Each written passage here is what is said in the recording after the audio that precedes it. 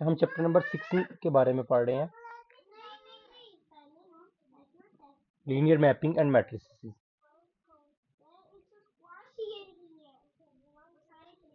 तो आज lecture number 3 में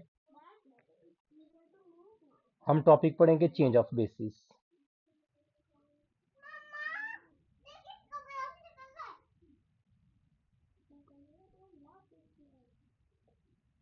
चेंज ऑफ बेसिस हमारे पास टॉपिक है कि हम कहते हैं कि हमारे पास एक वेक्टर स्पेस है जिसकी मेरे पास दो बेसिस अवेलेबल है।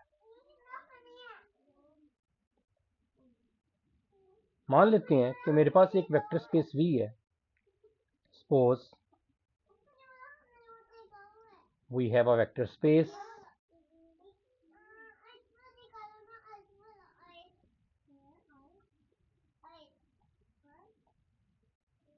V ओवर फील्ड K, जो भी फील्ड को आप नाम देना चाहते हो, K या F, आप जो भी कहना चाहते हैं।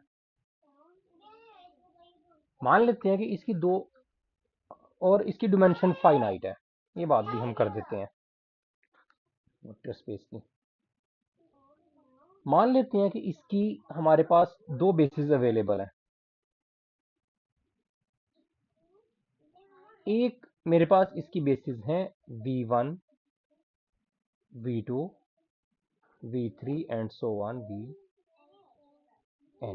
यानी कि मैंने इसकी डिमेंशन को n मान लिया है, जो भी आप सपोज करना चाहते हैं।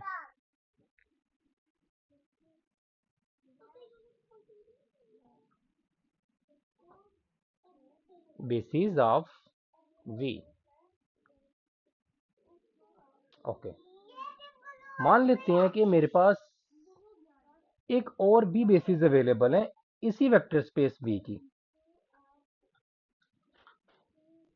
हमने चैप्टर नंबर 4 में एक थ्योरम पढ़ा था कि अगर हमारे पास एक वेक्टर स्पेस की दो बेसिस अवेलेबल हैं तो उनके अंदर नंबर ऑफ एलिमेंट्स एक जैसे होते हैं। तो मान लेते हैं कि जो दूसरी बेसिस हैं उसके अंदर जो वेक्टर्स हैं वो u1, u2, u3 and so on un है, is another basis of V।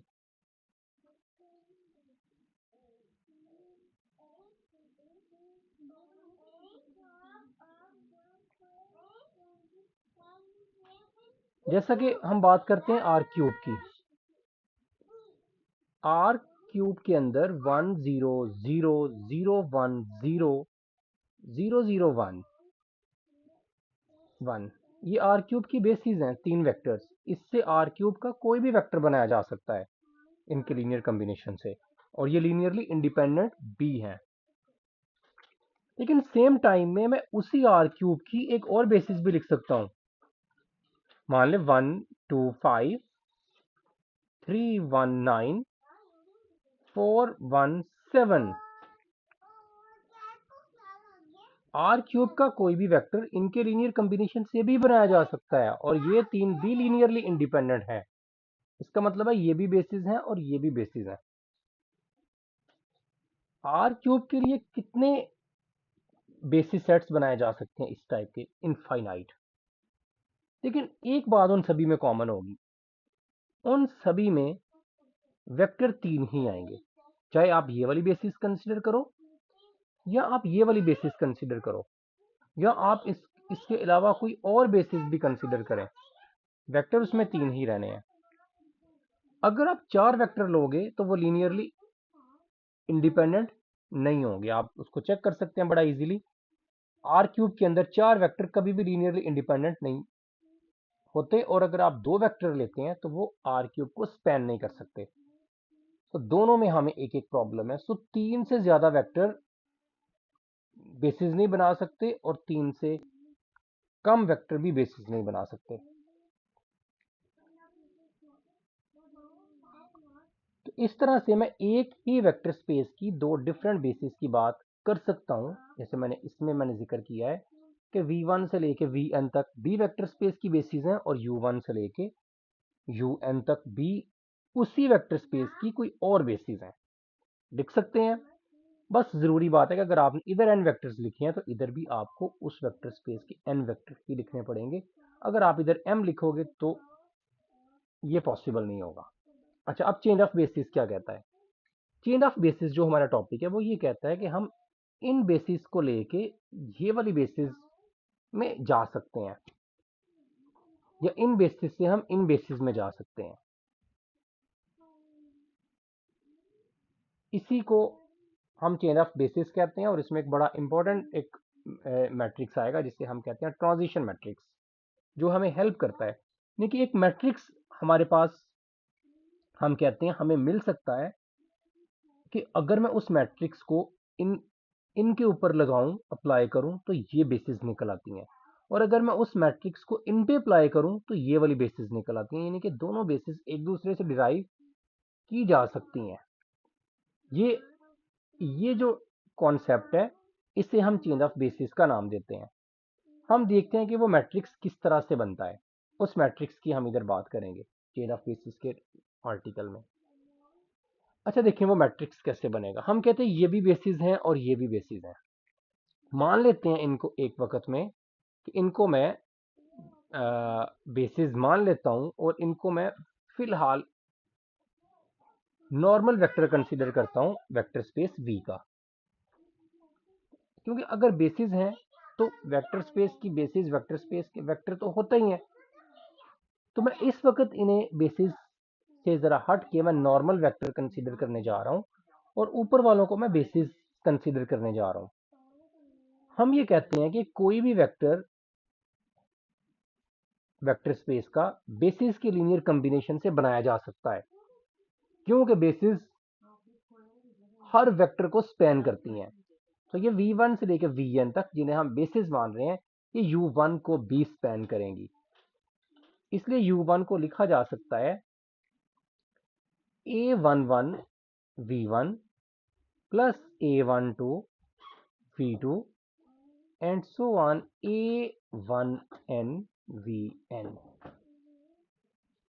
अच्छा, मैंने इनके लीनियर कॉम्बिनेशन से u1 को बनाया है। तो लीनियर कॉम्बिनेशन का मतलब है स्केलर आपने कुछ भी चूज करने हैं, तो हम इधर एक स्पेशल स्केलर चूज करते हैं a11 a12 a1n। ये यूनिक स्केलर है फील्ड में से, फील्ड के में से। और मैं इनको इसलिए लिख रहा हूं इस तरह से कि आपने देखे ना, ये काम बार बार करना है, तो बार बार बेशक आप a1 a2 and so on an तक चूज करेंगे। उसके बाद जब आप u2 भी एक वेक्टर है, उसको भी बेसिस के लीनियर कॉम्बिनेशन से बनना चाहिए। अब u2 को भी आप लिखने जाएंगे तो फिर से आप डिफरेंट स्केलर चूज करेंगे। तो हम कहते हैं कि इस टाइप के स्केलर चूज कर लो, a11 a12, ये लिखने में कन्वीनियंट है। ठीक है, तो u2 भी बेसिस के लीनियर कॉम्बिनेशन से बनाया जाना चाहिए। तो लीनियर स्पैन की डेफिनेशन अप्लाई करके मैं u2 को लिख सकता हूँ a21 v1। भाई कोई भी स्केलर फील्ड में से लेना है ना, तो मैंने 21 ले लिया, कुछ नाम उसका रखना है unique, a22 v2 and so on a2n vn। इसी तरह u3 भी बनाया जा सकता है बेसिस के लीनियर कॉम्बिनेशन से। तो u3 भी बनेगा a31, कोई भी स्केलर चूज करना है, मैं a31 कर रहा हूँ, वेक्टर वही रहने हैं v1 से लेकर vn तक, a32 v2 and so on a3n vn and so on. इसी तरह से सभी वेक्टर्स बनाए जा सकते हैं un तक। un भी बनाया जा सकता है an1 v1 and so on an2 v2 and so on ann vn। अगर मैं इसको मैट्रिक्स फॉर्म में लिखूं तो मैट्रिक्स फॉर्म में मैं इसको ऐसे लिख सकता हूं। इस तरफ आपके पास है u1 u2 and so on un तक, इज इक्वल टू, इधर आपके पास है a11 a12 a13 and so on a1n a21 a22 a23 and so on a2n a31 a32 a33 and so on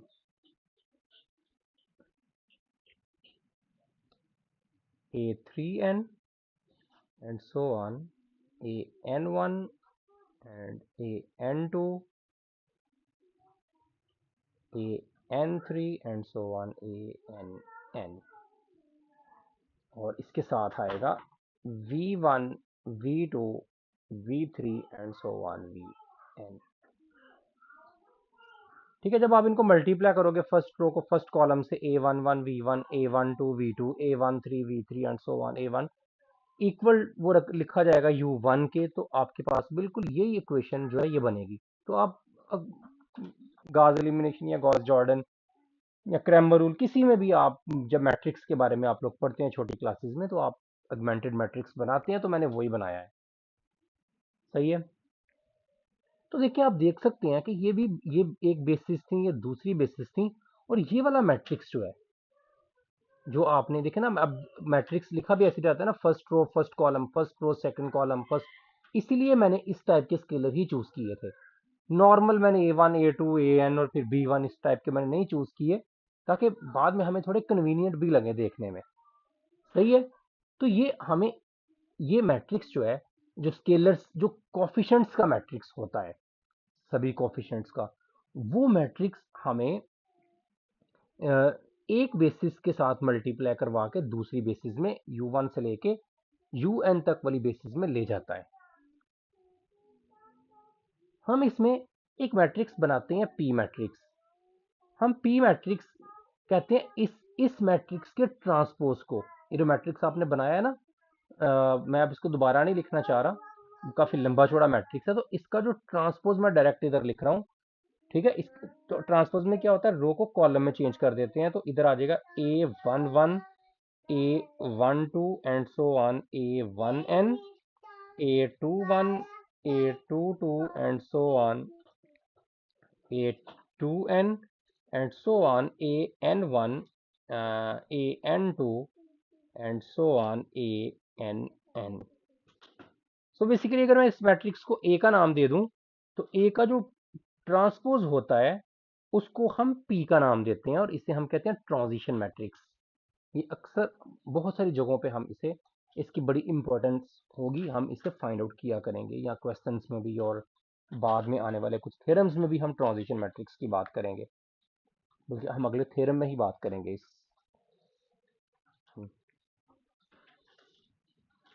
तो हम पढ़ेंगे भी कि हम चेंज ऑफ बेसिस में इस पी की इंपॉर्टेंस क्या है, हम किस तरह से इस पी मैट्रिक्स को कैसे हम यूज करते हैं और किस तरह से हम बनाते हैं।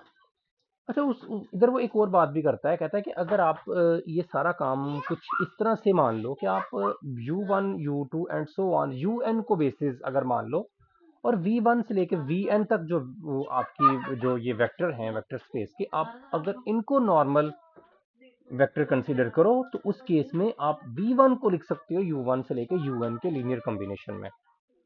सो v1 इधर आ जाएगा और इधर u1 u2 and so on un same, यानी कि उलट। तो हम ऐसा भी तो कर सकते हैं ना, क्योंकि हम दोनों को ही बेसिस मान रहे हैं, तो मैं इसको अगर बेसिस मानते हुए इनको नॉर्मल वेक्टर मानूं, तो v1 को इनके लीनियर कॉम्बिनेशन से बनना चाहिए। बेसिस जो है वो हर वेक्टर को स्पैन करती हैं, v2 को भी बनना चाहिए। तो सेम काम होगा, लेकिन आपका जो मैट्रिक्स जो आएगा, अगर आप मान लो कि इस तरह से लिखते हो, v1 को लिखते हो आप, और मैं मैट्रिक्स लिख देता हूँ b स्केलर्स क्योंकि आपने यूनिक रखने हैं, तो मैं a11 के बजाय b11 अब चूज करता हूँ u1 plus b12 u2 and so on b1n un, और इसी तरह से v2 भी, और जो आपके पास लास्ट जो जो मैट्रिक्स बनेगा ट्रांजिशन मैट्रिक्स, हम उसे q का नाम देते हैं, और ये जो भी इधर मैट्रिक्स बनता है b वाला, उसी का ट्रांसपोज लेके ही बनाया जाता है, तो वो कुछ ऐसा बनेगा b11 b11 b12 and so on b1n b21 b22 and so on b2n and so on bn1 bn2 and so on bnn। ठीक है, तो बिल्कुल ये भी ट्रांजिशन मैट्रिक्स ही कहलाता है, बिल्कुल ए जैसा हो पी जैसा होता है, बस इसमें स्केलर्स क्योंकि v को u के लीनियर कॉम्बिनेशन में लिखा है, तो स्केलर डेफिनेटली स्केलर चेंज आएंगे, वो वाले स्केलर नहीं आएंगे, तो इसलिए बस और कोई इसमें फर्क नहीं। और हम एक रिलेशन पढ़ते हैं कि p और क्यू का भी आपस में एक रिलेशन है। अगर आप पी को निकाल लेते हैं ये वाला ट्रांजिशन मैट्रिक्स, तो दोबारा से ये काम करके क्यू निकालने के बजाय अगर आप पी का ही इन्वर्स ले लें तो आपके पास क्यू निकाला जा सकता है। यानी कि एक दूसरे के ये मैट्रिक्स इन्वर्स होते हैं पी और क्यू। यानी कि अगर पी को क्यू से मल्टीप्लाई किया जाए तो आंसर आइडेंटिटी मैट्रिक्स आता है। इन्वर्स यही होते हैं ना कि दोनों का आपस में मल्टी ग्रुप में हम पढ़ते हैं कि दोनों का आपस एक मैट्रिक्स को उसके इन्वर्स के साथ मल्टीप्लाई करें तो आइडेंटिटी मैट्रिक्स बनेगा। तो ये इनमें एक रिलेशन भी पाया जाता है। तो चाहे आप क्यू को इस तरह से निकाल लो जैसे पहले हमने पी निकाला है, या अगर आप पी निकाल चुके हैं तो हम कहेंगे हम दोबारा क्यू व लीनियर कॉम्बिनेशन सारा काम करें तो हम एक रिजल्ट प्रूव करते हैं कि ट्रांजिशन मैट्रिक्स क्यू है ये पी के इन्वर्स लेने से ही निकाला जा सकता है। तो हम डायरेक्ट इस रिजल्ट को यूज़ करके भी निकाल सकते हैं। तो अगले लेक्चर में हम ये रिजल्ट प्रूफ करेंगे और हम देखेंगे भी कि हमारे पास ये पी और क्यू किस टाइप के बनते हैं, और हम इनको आगे चल के अपने थ्योरम्स में भी यूज़ करेंगे। तो इस लेक्चर में इतना ही है। तक ले